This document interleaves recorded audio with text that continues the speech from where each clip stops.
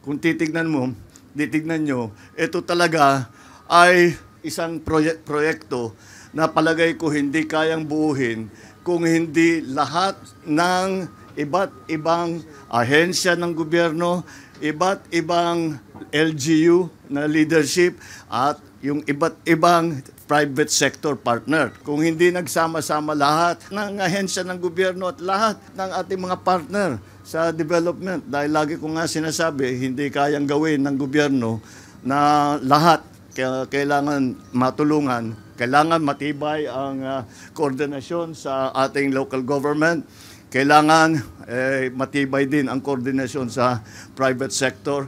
At kapag nangyayari yan, nakakagawa tayo ng ganitong klaseng proyekto na magiging maganda. Ang projection natin, ang pangako sa atin, 1 year.